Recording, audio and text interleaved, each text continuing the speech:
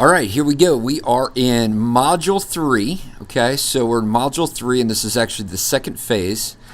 And this module is entitled Wrestling Through Uncertainty. And this video number 1 of Module 3 is entitled I Really Liked Her, and Now Things Have Changed. When we as men are attracted to a woman and we spend time getting to know her and she becomes more special to us than other women, there's a really strange phenomena that sometimes happens, that actually happens quite often. We move into what experts call this period of uncertainty. This is where we as men move from a place of being certain that we want to move forward into an exclusive relationship, but then all of a sudden there is a shift. At one point you felt certain that she was the woman you wanted to pursue, but now you're not so sure. And the men in our lives, our friends and our brothers, really don't know how to put this uncertainty into language. And what happens to a lot of guys is when they have this uncertainty about an incredible woman, they don't know what to do with it, and they end up making stupid decisions as a result. This can be terribly confusing. I've just worked with too many guys where it's just confusing. I've been confused myself. Most men that haven't dated much end up confusing fantasy with reality.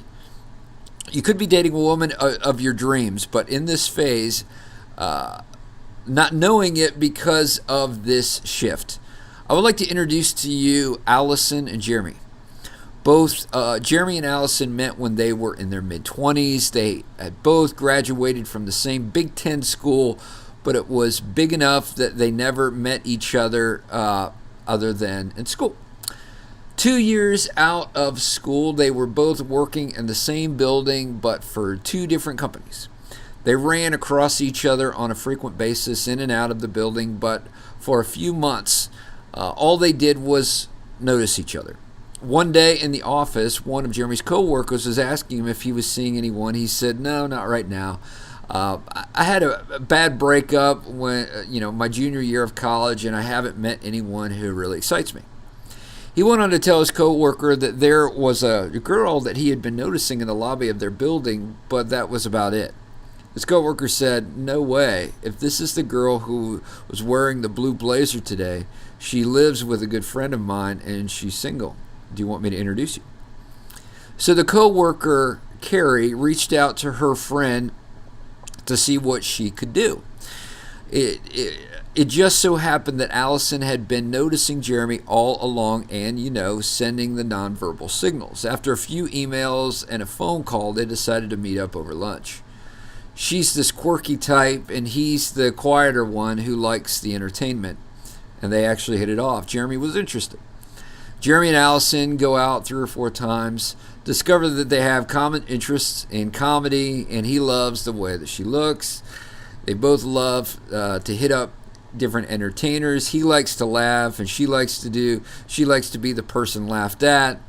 Things are going great. Jeremy realizes that he wants to take it to the next level, but then he hit a wall, and he starts asking a few questions. Jeremy experiences the shift, but instead of a subtle shift, it turns into a seismic shift, and he freaks.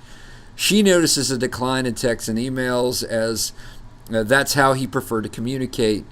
The Jim Gaffigan clips he was sending during work to kill time were a little less frequent, and it was a shift of uncertainty.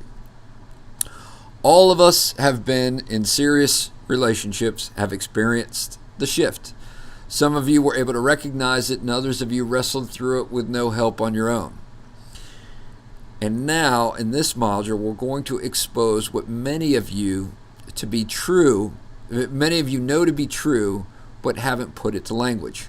Think of it like this. If you ever bought a car, which is a huge investment, if you're anything like me, I started on eBay, then go to AutoTrader, cross-reference different reviews, and then see what the value is on Kelley Blue Book and Edmunds.com.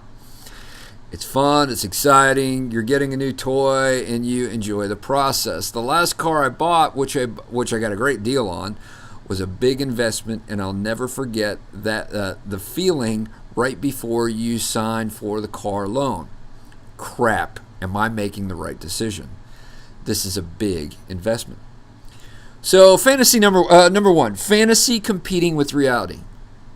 Hang in there with me, don't lose me. I'm here to train you in a new set of skills, and if you bear with me, I'm going to help you get to a place, as some research described, as one of the most euphoric experiences a man or woman can have.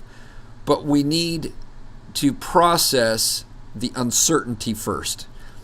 Jeremy hit a wall. He hit the shift, and for Jeremy, some fear crept in that reminded him of an experience when he really got hurt his junior year of college. What we don't know about Jeremy is that after this breakup, he retreated to his mind to a fantasy of a woman that was similar to his ex-girlfriend in personality but different in looks. He resolved some of the bitterness he had, but always thought he would end up with this fantasy woman. In this day and age, as many men who have dealt with pornography issues, the compounding effects of fantasy have brought challenges into relationship. And again, don't worry if this is you. We're going to help you make sense of your world. What I want to know is that once you experience the real thing, reality destroys fantasy in a heartbeat. Just ask people who have gone through severe breakups or grieving the loss of 50 marriages after someone dies. Trust me, you want the real thing, and the real thing needs developed. Trust the process. There is a certain satisfaction that a man gets in his ability to make a woman happy, to give a woman pleasure. Once a man begins to experience this, the fantasy soon fades. Okay, so number two, moving from many to one. In the attraction phase, we as men are attracted to many women, and it's completely normal. Hear me on this. It's completely normal because there are many beautiful women out there. In fact, if you don't acknowledge that there's a lot of beautiful women out there, then there's something wrong with you. And those beautiful women have different characteristics that we're attracted to, and some that we're not. When we move from attraction to uncertainty, what we're really doing is moving from many women to one woman. And that decision for us men creates crossroads. One day we're sure and we know, and now not so much. As men, one of the things that you'll find is that by giving a woman pleasure or taking action to make her happy, we experience pleasure. In other words, just by giving, we receive. Right? And this is proven by the research in that there are a variety of studies that show the deterioration in men when they feel massive disappointment in being able to please their wives. Right? Men doubt and slide into strong uncertainty when they doubt their own ability and power to make a woman happy. Here's an example for you. The woman you're dating says, "Look at this incredible restaurant," as they're looking through a magazine. In her mind, she's just sharing what she enjoys and desires to create connection. In our minds, if we're not listening with the right filter, we could assume that she has a really expensive taste, and then we think to ourselves, I don't know if I can make her happy, right? This is why it's important to continue to give to her consistently while in the uncertainty phase, because it will reinforce that your actions of giving can make her happy. Let's see, the temptation is to pull away. Jeremy and Allison have a lot of great things going for them. He may be experiencing the shift, and it may be a seismic shift, but I'm going to encourage Jeremy to know he's potentially got a great thing going for him with Allison. What Jeremy is wrestling with is whether or not he has what it takes to make Allison happy, whether or not he'll be able to give her pleasure and be the man that she's longing for him to be. Okay, so here's the exercise. After this video is over, I want you to write out a game plan for Jeremy to plow through the uncertainty phase and continue to test whether or not this relationship is going to work. So let's recap. You got Jeremy and Allison are our case study. In number one, there is fantasy that is competing with reality, so we have to dismantle fantasy, right?